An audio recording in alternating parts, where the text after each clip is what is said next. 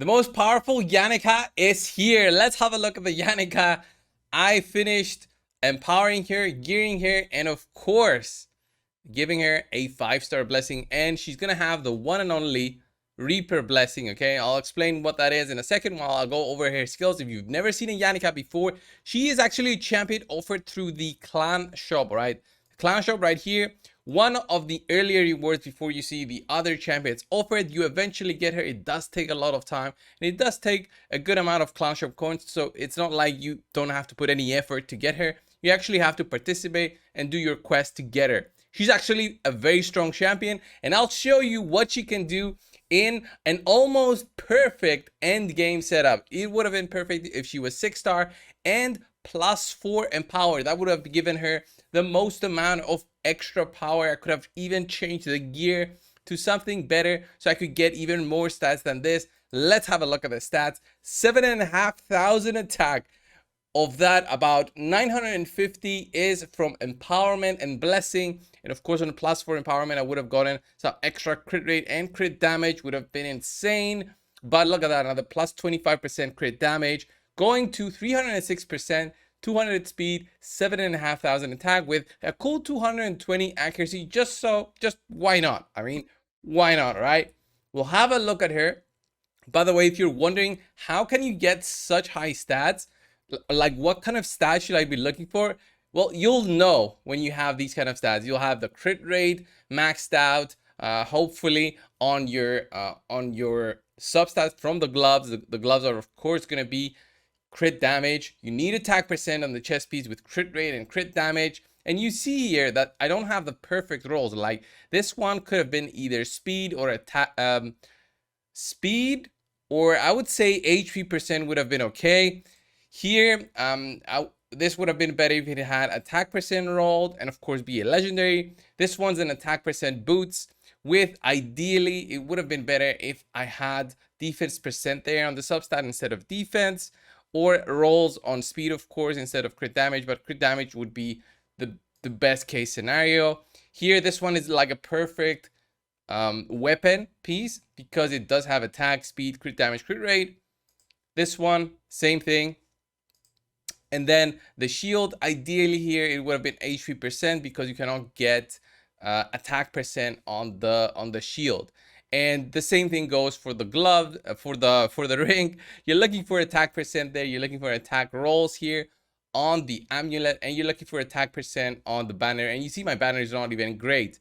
Like here, if I had like a triple or quad on attack percent, I could have gone for higher numbers, but my high elves nukers are not really that focused in getting those stats.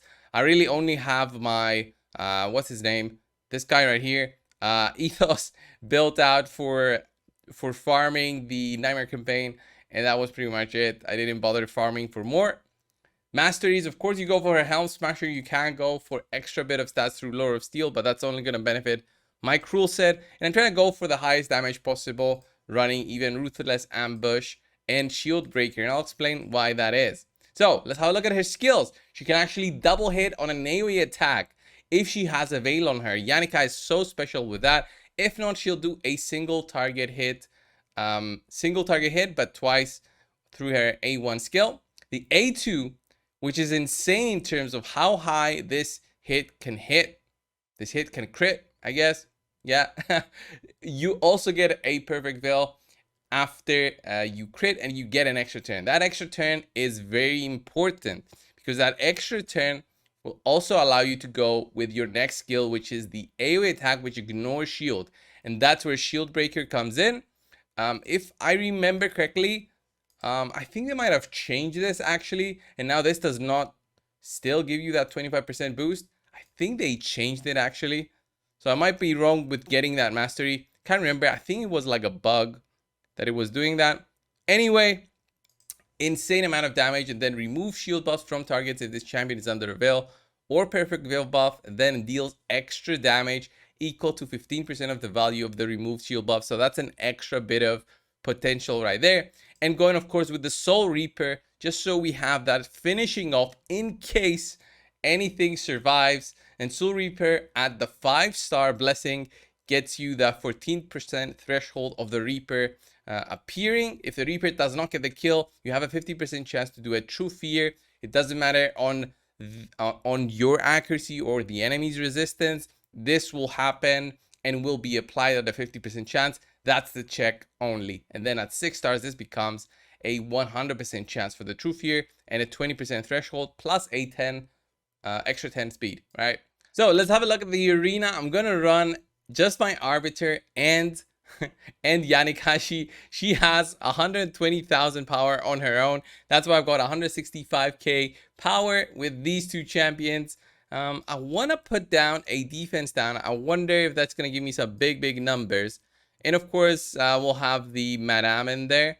But let's see without the defense down. The buff removal. The buff removal is obviously bad because I really want to see the shields part here.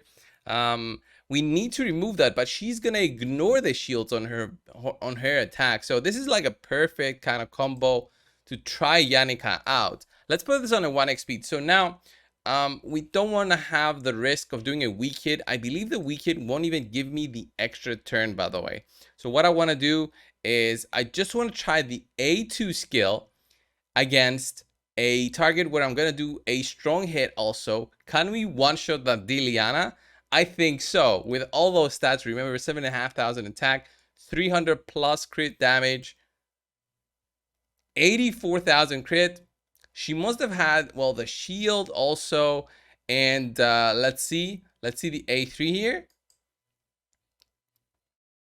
Look at that, 154 and then 170,000 damage through that. Very powerful skill. So here we've got the Arbiter. There's a high Katoon. Again, I don't need the Madame series for this one. I wonder, very close in terms of speed. We get this. I'm gonna kill the high Katoon. Here, 123,000 there. Much lower defense on that target.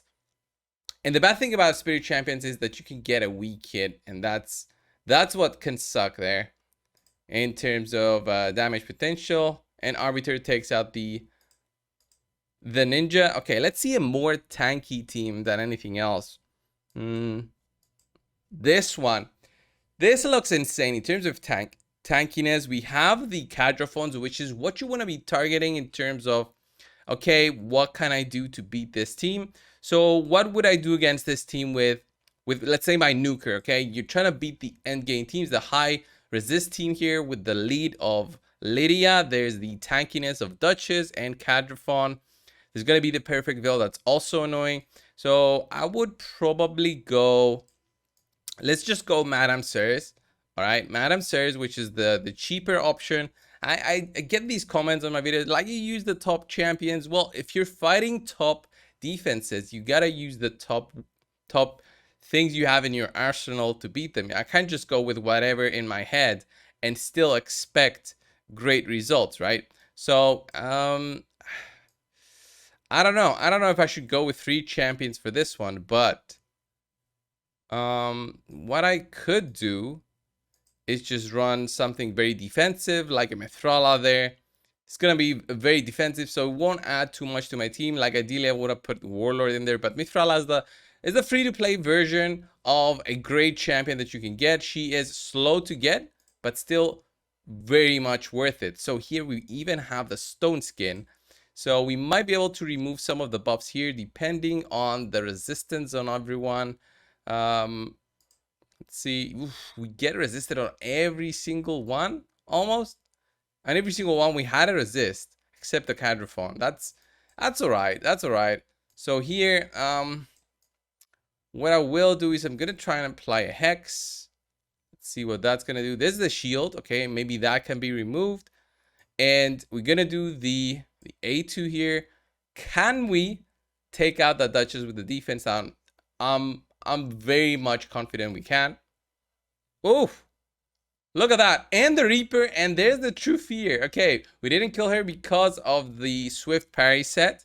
That's annoying. And there's the fear coming in from the Lydia. That's annoying. Also, that might cause us to lose our turn, but not our skills. That's the fear. This is the True Fear, which causes you to lose your turn. Let's see the 1x. Oh, we get it. And ooh, we almost took him out. The Reaper should come for this one. The Reaper should come. No? Oh yes, there's a cooldown, right? There's a 4-turn cooldown on the Reaper, which is unfortunate. And let's see, can we take them out? Yes, we can. Let's buff up the remaining of the team. And we do now an AoE attack because she's under a veil.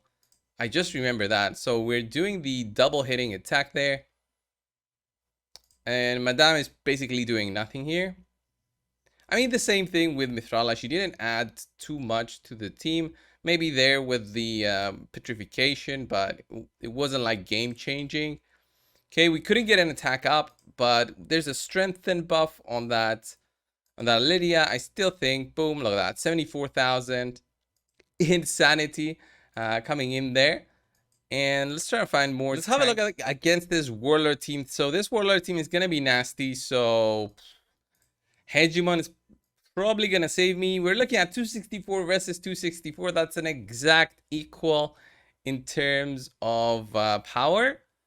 In terms of speed, no, they would have gone first. That's a nasty thing. So try to take the turn meter down. We boost our own team. Try to put a defense down, and yeah, a lockout will just secure the win here. Oh, we did get a lockout. Let's just take any of these out. Look at 224,000, and then going in for the kill. Boom. We totally destroy them. Let's do double Krisk. Double Krisk here. That's gonna be a lot of protection. I don't get this team, but it's gonna be fun to see the numbers. Big shields. Yes, the Krisk gives shields. Yes, that's gonna be good for me because I'm gonna try not remove the shields, okay? Because that's gonna help my Yannica. And boom, 94k. And then let's see with the big shields.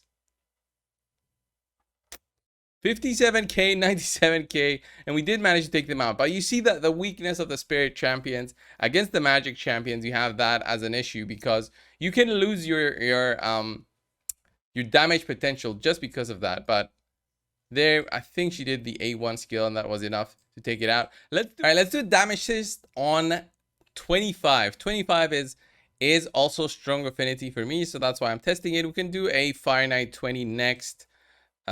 Just to test everything else, but let's see how this goes. Boom, poisons, and then poisons on ourselves. Let's have a look at Yannica's A2 here on any of these targets. Let's go against this guy in the middle. 312,000. That is pure insanity. Remember, this is 25. They have like double the defense of 20, if I remember correctly. At least for Fire Knight, the defense numbers are insane. And then look at that. Look at that. Damage potential coming in from Yannica. She can even do like an A1 that is a double hitting attack. Not sure how this guy survived, but he did. And then we take it out with the A1. The A1 doesn't hit that hard, so just an increased attack there. For this one, just an increased attack. Let's see. Nothing else, right? So we can still do the A1. 100k. Cool 100k, and then the A2 and then the A1. Yeah, it doesn't do so much without any defense down, especially against these targets. You kind of need that buff, I would say. Okay, I won't have the other buffs available, but I think that's fine. From Gerbtug, I did. He refresh. Okay, let's do the A3. That should take out the whole wave. Boom, 200k there. There's the Reaper. And then this guy again survived. I'm not sure what kind of crit he got, but it was a very solid hit there, coming in from Yannica. Boom, look at that. And on the boss, still need the defense down. And look at that, 57, 69 on the A1. I obviously wouldn't use her as my dungeon clear champion because Seer is obviously the choice. Look at that, 300k from those two hits together. Trying to see the Yannica numbers whenever they pop up. 400k. That A2 really slaps. It really does not mess around. That A2 does not mess around, honestly. Okay, look at that. Then 94 and 81k, not that crazy. I'm waiting for the A2. A2 spam is there. 520,000. Wow. Okay, I did not expect that. I did not expect so high of a burst through the A2 skill. That A2 is really great. And she should just take him out now. The A1 again, not so crazy. And the Reaper comes in and gets the kill. So where would I use Yannica with all this? Obviously, the only choice would be for arena-specific teams against force enemies like Cadrafons. That would be my choice of using her with this exact gear and going against teams that obviously are tanky and gonna have the shield buffs on them. And maybe if I'm not running a buff removal kind of setup, and like here, I wouldn't use like a Madam series. I can still run the Warlord that I always use in Arena. If you have him, you use him. That is very obvious. And in this kind of setup, you basically ensure that the enemy team stays locked out and your damage dealer just does whatever they want. So here, instead of Soulless, if it was Cadrafon, this would be like a perfect example of using a spirit-based nuker compared to your magic one, which would have been Trunda, which would have been the risky choice to make. And the high single target nuke that she has really enables you to take out one of the enemies. Of course, reaction might proc. That will be annoying, but let's have a look here. If reaction happens, oof, look at that. And the Reaper comes, 50% chance. There it is. We still get the extra turn though. There's the shield though, because she counterattacks, and that's actually beneficial for me, because I can actually remove it also, take it out. And yeah, that's pretty much it for this one. Even if I didn't have the lockout, I would have still kicked their ass, I bet. And Brogdon's gonna give the shields, but those can be removed by Yannica as well. If she's got the accuracy, I would say she'll remove them. That's the other thing to consider. That I would need to run a little bit more accuracy maybe for all targets, but maybe the ones that you want to consider are the nukers. All right, you wanna be ignoring the shields and then the extra damage coming in. Maybe that's just an added bonus. I would say the extra damage, because you want to ignore the shields and the bolster set. That is huge also. So here, can I lock out this enemy Warlord? Oof, barely fast enough. I think I did lock them out. So here, I think I'm gonna go for her. Look at that. Increased defense. Even with that, I wonder. And then we proc the Reaper. Of course, the Reaper does not care about the buffs. There's a true fear though. Again, that 50% chance on 6 stars, that would have been 100%, but it has been 100% so far. So whenever the Reaper came by to say hi, he was like, "Yeah, I got you. I got you, boy." Okay, so this one, I'm gonna use my Madame and see what kind of numbers we can run with just the Madame. I don't care about going through and removing the shields with the Madame. I just want to see the defense down. Extra damage that is going to come against this kind of tanky team. Ooh. Revive and Death is fine with me. Honestly, it's fine with me. So I would probably going to attack this guy. He's going to be annoying. Almost took the whole of the enemy team there. There's the revive also. Wonder if I can take it out. There's the revive. Oof. Oh, and I had it. Did I hide it on auto? Did he? Did she just counter there and just take them out? 74k there with the A2, extra turn, double hitting A1, and that's it. That's it. I think Madame helped there, actually. Yeah, I think I would have been able to get the kill there. And that's the showcase for Yannica, guys. I honestly think she is so amazing with the extra stats that I've given her through, well, not just the empowering, but the blessing is insane on her. Other blessings that you can consider, I would say, is of course Phantom Touch. If you got it at a higher number, this becomes insane in terms of damage dealing, and this one would have given me the 100% chance of inflicting the bonus damage. The 6-star would have just been extra speed and of course extra chance for a second version of that attack, and this would have been a cool like 30,000 damage if I remember correctly with that kind of attack number that I would have had on her. Anyway, this was the video, guys. Thanks a lot for watching. Subscribe if you haven't. I'll see you in the next one. See ya.